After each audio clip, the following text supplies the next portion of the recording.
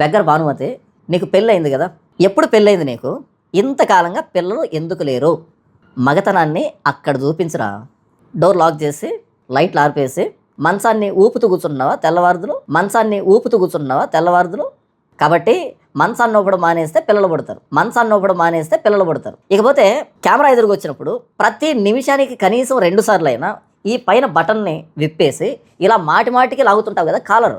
నువ్వు మగాడివి కాదు కాబట్టి ఇలాగే వదిలిపెట్టి వీడు మాట్లాడితే ఈ చేతులు కదిలేటప్పుడు ఈ షర్ట్ అనేది కిందికి దిగి ఇలా కూర్చుంటే ఈ వక్షోజాలు కనపడతాయేమో, షర్ట్ ఇలా కూర్చొని ఈ షేప్ కనబడుతుందేమో, అలా ఈ వ్యక్తి వీడియో చూస్తున్నటువంటి మగాళ్ళు ఈ టాలెంట్ని చూస్తారేమో అనే ఉద్దేశంతో ఇలా షర్ట్ కూర్చోకుండా మీద మాటికి ఇలా అంటూ ఉంటాడు. నువ్వు ఎందుకు కాలర్ లేపుతున్నావంటే నీ వక్షోజాలు కనిపించకుండా ఉండేదానికి అని చూసే వ్యక్తులకు అర్థం కావట్లేదు. ఈ కెమెరా ముఖంగా నేను నీకు ఇస్తున్నటువంటి సలహా ఏంటంటే, ఓకే, నువ్వు రేనాను పంపిస్తే నేను కవల పిల్లలనిచ్చి రిటర్న్ గిఫ్ట్గా నీకు పంపిస్తాను, ఓకేనా?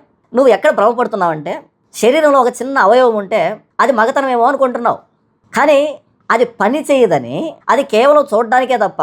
అదేదో పాత సినిమాలో ఇది గరిట లాంటిది కానీ గరిట కాదు, ఇది గడియారం లాంటిది కానీ గడియారం కాదు, ఇది టీవీ లాంటిది కానీ టీవీ కాదంటారు కదా, అలా నీకు అది మగతనం లాంటిది కానీ మగతనం కాదు అనేదానికి నీకు పెళ్ళి ఎప్పుడైంది, ఇంతకాలం పిల్లలు ఎందుకు లేరు అనేదే సమాధానం రా బెగ్గర భానుమతి. కాబట్టి నీ మగతనాన్ని అక్కడ చూపించు, పిల్లలు పుడతారేమో చూద్దాం.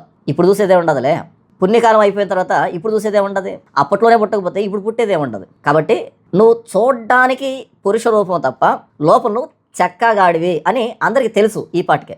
అయినా వరే ఒక మగాడు స్లిమ్ ఫిట్ జీన్స్ లేకపోతే బ్యాగీ ప్యాంటో, కార్గో ప్యాంటో లేకపోతే ఫార్ములో ఇలాంటి ప్యాంట్స్ వేస్తాడు, కానీ స్కిన్ టైట్ జీన్స్ వేస్తావంటే నువ్వు చెక్కగాడివి అనే అర్థం కాదరా.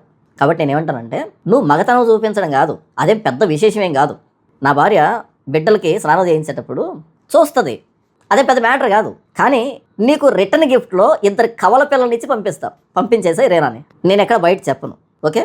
నీ పిల్లలుగానే చెప్పుకుందు, 2 కవల పిల్లలు ఇస్తాను, రిటర్న్ గిఫ్ట్లో తీసుకుందు కానీ పంపించేసాయి. నువ్వు మగతనం గురించి మాట్లాడితే ఏం సెట్ కాలేదరా. ఎప్పుడు మాట్లాడాలి? సంవత్సరానికి ఒకరిని దించి అప్పుడు మాట్లాడాలి.